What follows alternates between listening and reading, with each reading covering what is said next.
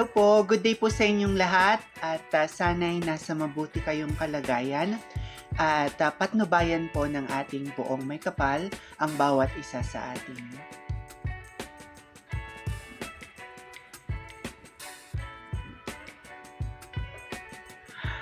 Congratulations, Ginoong Pilipinas second runner-up, Mark Joseph Cruz from Parañaque. Mark Joseph Cruz from Parañaque was named the second runner-up, impressing the judges with his voice, confidence, and engaging personality. Mark's strong presence on stage and his well-rounded abilities in various aspects of the competition made him a favorite among many. His advocacy centered on youth empowerment, aiming to provide opportunities and support for the younger generation in Parañaque. Mark's dedication to his cause and his overall performance in the competition solidified his position among the top finalists.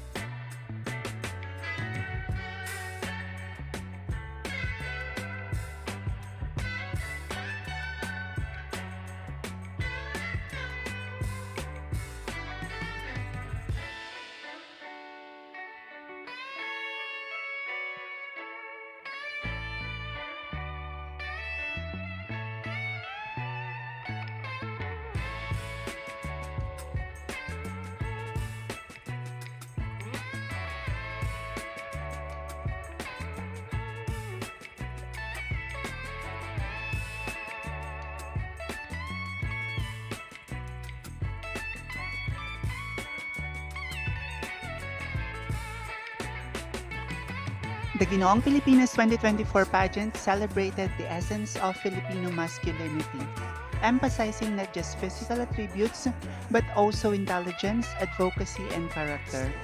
And the new kings, Ginoong Pilipinas winner Carl Michael Ladaga Martinez or Ladaga Martinez. First runner-up is Ryan James Eligado Valdez and Mark Joseph Cruz, who is second runner-up, are set to inspire and lead, embodying the true spirit of Ginoong Pilipinas.